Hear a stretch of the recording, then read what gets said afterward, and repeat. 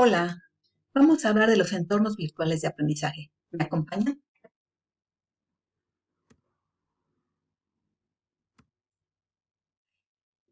¿Qué es un entorno? Un entorno es el medio. Podemos definir, por ejemplo, el medio en el que trabajamos, el medio en que crecimos, el medio en que vivimos, el medio en que jugamos.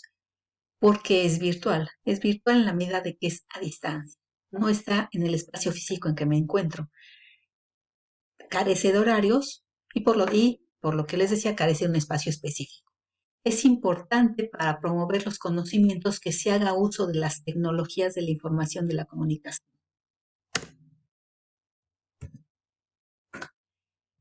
Al tener estas características, un entorno virtual de enseñanza-aprendizaje modifica el papel del profesor y del alumno, las actividades formativas emprendidas, las formas de evaluación y los materiales deben ser usados siempre con una intención didáctica. Con todo eso podemos llegar a definir que un espacio virtual de enseñanza es aquel que está organizado por una comunidad con intención educativa, que descansa en el uso de instrumentos culturales al que se accede a través de la web o dispositivo electrónico, modificando sus prácticas y potencialidades.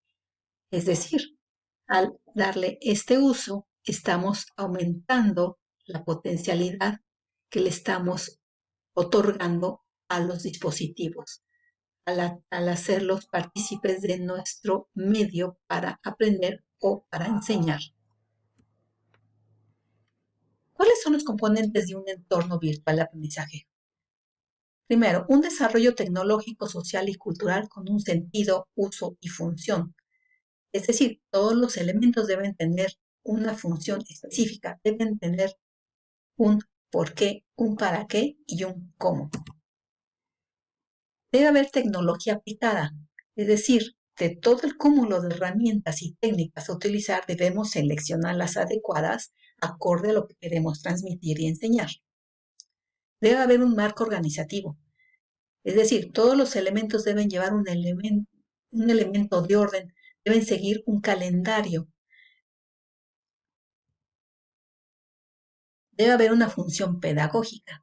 Los materiales y actividades deben tener una función pedagógica para llevar al aprendizaje, es decir, debe haber una intencionalidad del recurso. ¿Cómo se da la comunicación en un entorno virtual de aprendizaje? Bueno, se puede dar de diferentes formas. Se puede dar dentro y fuera de la clase de forma síncrona, es decir, simultánea o asíncrona, diferida. Puede ser personal o grupal. Para todo eso, el tutor debe tener conocimientos de los medios de comunicación que existen. Ejemplos de los medios de comunicación asíncronos: foros, blogs, documentos compartidos en la nube. Síncronos, Skype, WhatsApp, sitios o webs. El entorno virtual como promotor del aprendizaje. Para que se dé esta promoción es necesario tener en cuenta las características intrínsecas como la significatividad y la representatividad, y las extrínsecas como la escalabilidad y la estandarización, características que iremos detallando a lo largo de este video.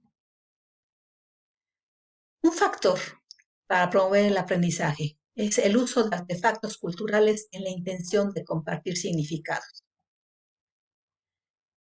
Podemos utilizar el foro para promover un discurso utilizando el lenguaje por medio de simulaciones. Una puesta en común de una actividad intencionada. Poner actividades que sean significativas para los alumnos a forma de generar un aprendizaje. Debe haber un contexto simbólico que facilite la representación, promoviendo formas de significatividad potencialmente distintas al lenguaje en el discurso presencial. Las formas de comunicación, como mencionamos, son diferentes en el modo presencial al modo virtual. Los contenidos y actividades deben tener una congruencia y lógica interna que aseguren una articulación crítica, integrada y coherente de mecanismos de influencia educativa. Las características internas del entorno deben tomarse en cuenta, ya que facilitan o dificultan procesos de representación y comunicación, tales como la interactividad y la multimedia. La actuación del docente en el diseño de actividades, este es un papel extremadamente importante, ya que el docente desarrolla y diseña la evaluación, seguimiento y la forma de retroalimentar a sus alumnos. Práctica activa del alumno. El alumno debe poder interactuar con el entorno de aprendizaje a través del pensamiento crítico, ético y del sentido social. Es decir, debe involucrarse, motivarse y aportar. ¿Qué se requiere para un entorno virtual? Primero, una plataforma. La plataforma es la herramienta tecnológica que contiene todo lo requerido para las diferentes actividades de enseñanza-aprendizaje. Se sugiere que sean interactivas, a modo que los participantes interactúen con los materiales y entre ellos. Las plataformas deben ser flexibles, es decir, que se adapten a los planes de estudio diversos, a la estructura de la institución, a los contenidos y estilos pedagógicos de dicha institución. Sean escalables, es decir, que funcionen con grupos de diversos tamaños, que sean estandarizadas, que tengan la capacidad de ser utilizadas por terceras personas, terceras instituciones. Ejemplos de plataformas: Edmodo, Moodle, Blackboard, Educativa, entre otros. Hay un sinfín de plataformas de diferentes características. ¿Qué más se requiere de la plataforma? Bueno, se sugiere que haya un módulo gestor de datos para organizar la información, un sistema gestor de materiales educativos y formativos. Esto permite administrar los audios, los videos, los textos. Un sistema de gestión y seguimiento del alumno. Todo esto para las cuestiones administrativas. Un módulo de autor, donde podamos crear los materiales, las evaluaciones, desarrollar formas de comunicación en los espacios de trabajo. Un módulo de comunicación audiovisual, es decir, que nos permita tener videoconferencias.